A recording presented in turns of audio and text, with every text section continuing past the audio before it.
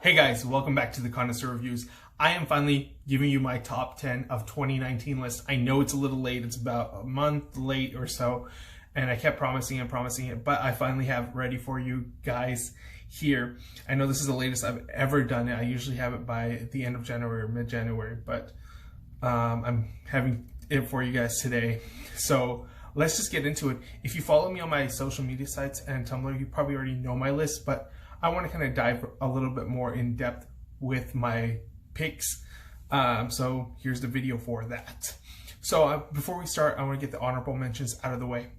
I want to give a shout out to these movies. I thought they were great, and they were just shy of the top 10 because 2019 was just such an incredible year for film. A lot of these movies are really good. There are some more movies that I really liked that just, you know, barely missed a cut or whatever. And maybe if I revisit them, I'll like them a lot more. It is probably going to be one of those years that we won't appreciate until maybe a year or two down the line, where we're like, there was just such an incredible variety of films, an incredible level of quality as well. So you'll see my top 10 and you'll see the different degrees of quality that we got throughout the year, because I have movies that started off in the beginning of the year, and then I have some that were like towards the end of the year, and it's just littered with all that stuff. So honorable mentions, my 4 honorable mentions are Toy Story 4. I thought it was incredible. Great way to continue the series without it patronizing it or ruining what the third film did. It was unnecessary, yes, but did they do a really good job? Yes. Glass, epic conclusion to one of the finest trilogies that's been 20 years in the making, and I thought it delivered on all sense. I thought James McAvoy was incredible in the movie. I wish the critics liked it a little bit more, but I think it's something we'll probably discover more and more. This was probably going to be in my top 5 for the longest time, and then after reevaluating my year, it kind of just didn't make the cut.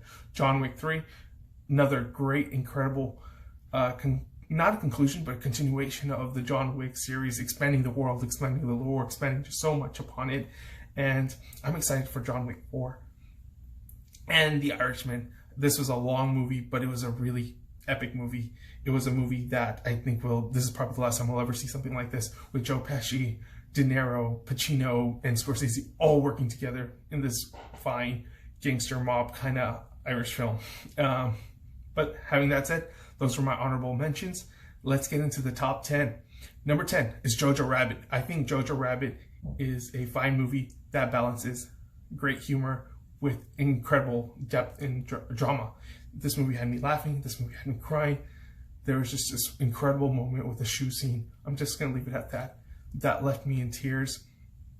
Scarlett Johansson's performance is incredible. Taika Waititi's writing is just top notch. His directing, the little kid in the movie, he was great. Overall, this was a great movie. It's something relevant to today about letting kids kind of enjoy their lives and not just pushing certain political agendas. And that hate is taught. It's not learned, it's taught. And I think this is a message that we all needed to hear. Number 9 is Knives Out. I think Rian Johnson's redemption story is great. He came off of Last Jedi, which I thought was great, but a lot of people didn't like it. And this movie was a crowd pleaser. It took this mystery genre, made a modern day take on it. It was fun. It was kept you on your toes. The humor was great. The performances, that cast was incredible. The direction was great. Everything, I know I'm just saying great, but this movie is really good. It's a lot of fun.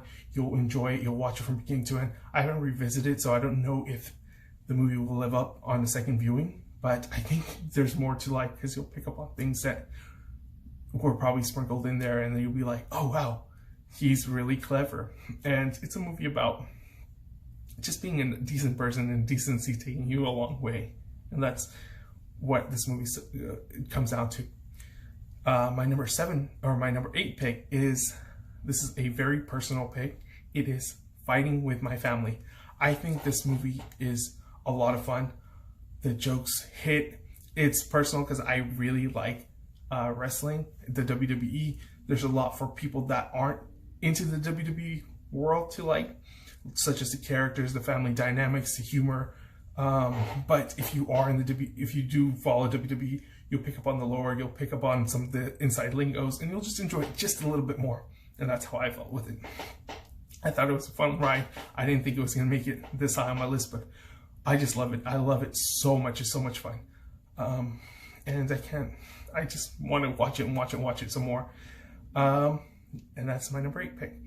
Number 7 is Marriage Story. I think Netflix killed it out of the park. It's an incredible story about two people who love each other, who just can't say it, who lose each other within each other, but have to find their own way. It shows the ugly sides of divorce. It's a very heartfelt movie. The performances are great. The material that Noah Baumbach gives the actors is the actor's dream. Some of the dialogue, that scene where they're fighting, is just incredible. It's been memed to death. Adam Driver, Scarlett Johansson, oh my God, they're powerful performances in here. Adam Driver had me, and it doesn't just take it one way. You can come out with this movie from different perspectives. You can see that Adam Driver was wrong. You can see Scarlett Johansson was wrong. But everybody will have a different take on it. And I think that's what makes this movie really good. The score is great. The way it's shot. It's a very simple story, but it's so incredible. And it resonates with a lot of people on a level of humanity that not every movie this year did. My number 6 is Little Women. I think Little Women is a lot of fun. The performances by the cast is great. I'm not familiar with the source material, but I think what it's trying to say is really good. It's smart. It's funny, it's charming, the cast is wonderful, the dynamic is great. It's just a movie that makes you feel good. It's a movie that will have a smile on your face. The score from Alexander Desplat is just moving, and it'll have you in a whimsy. It's set in a period piece, but it's a very modern story, I think. I think it's something about women being capable of doing whatever, and I know it's been done to death, but this movie is not preachy. It's just saying, hey, women are capable. You can choose the life of just being a spouse. You can choose a life of being independent. You can choose a life with a significant other. You're not just tied to certain roles. You have options out there, and you can do whatever you want. And that's where Little Women really shines. Greta Gerwig's script is really strong. I think her direction is the strongest it's ever been. And she's a filmmaker to watch. Lady Bird was my favorite movie. One of my favorite movies of 2017. Little Woman is another one of my favorite movies this year. I still like Lady Bird a little bit more, but I think her direction has definitely improved, and her writing is just getting better and better. She's just, incredible to watch. And now let's get into the top 5. Number 5 is a movie that has been slowly creeping up since I watched it. I watched it and I was like, if I revisit this movie, I'm probably going to like it more. But the more it stayed with me, the more I thought about it, and the more I liked it and liked it and liked it, and just slowly climbed into my top 10. Now it's in my top 5, which I was surprised by. It is Rocket Man. I think this is how you do a musical biopic about a famous artist, and you just implement their music into the story, and it just tells an incredible story. And that's what Dexter Fletcher did with this film. We got an amazing performance by Taron Egerton. He picked up on the mannerisms of Elton John to a T. I almost could not tell that this pretty boy looked like Elton John, who kind of, isn't the most attractive guy in the world, but he captured his mannerisms, he captured his flamboyancy. I think the costume, the direction, the musical numbers were all great. I'm Gonna Love You Myself Again is an incredible number piece. I think it's going to win the Oscar. I think it's just such a good movie overall. It's a movie that just resonated with me over years, and it's just such a personal tale, and it just hits all the right notes. Pardon the pun. I think it's just an incredible experience. And that's my number 5, Rocket Man. Number 4 is How to Train Your Dragon, The Hidden World. I think this caps off this incredible trilogy of films since the very first Dragons movie, where we have Hiccup, who's kind of, the right way to say it is, he's kind of a loser, and he slowly finds his footing and becomes the Viking captain, or whatever the word is. And this movie has just incredible animation. The music is incredible. The visuals, the battle sequences are just stunning. It rivals any big blockbuster. The story between Toothless and Hiccup is just touching. I think the inclusion of the light period was just a good moment.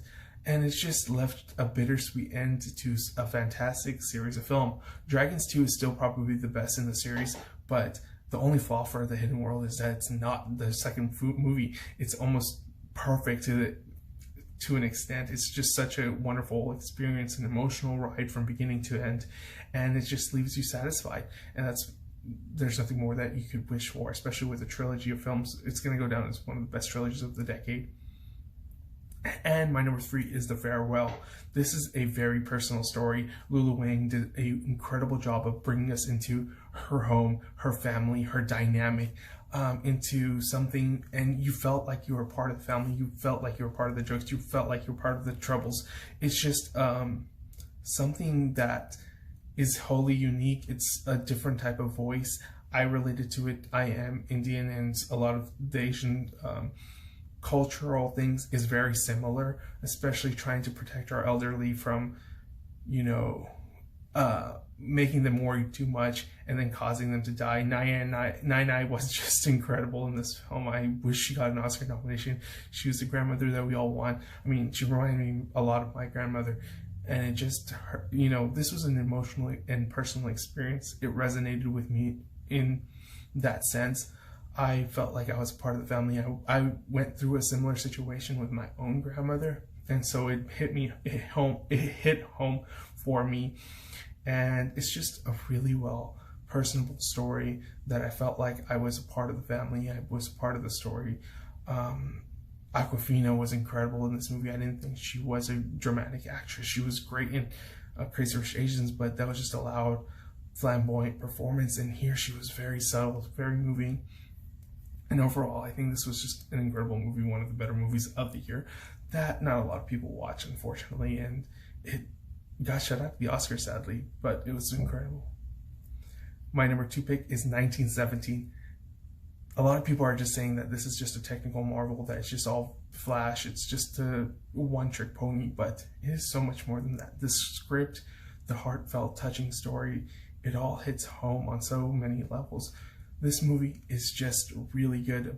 It gets you onto the battlefield. You feel the gross, the tragedy, the trauma, all of it at once. The end goal, you feel the urgency of trying to deliver this message to protect so many more people. Just incredible moments.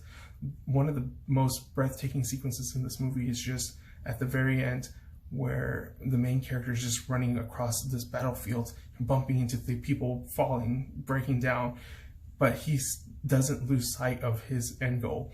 And it just captures that whole movie in just that one moment.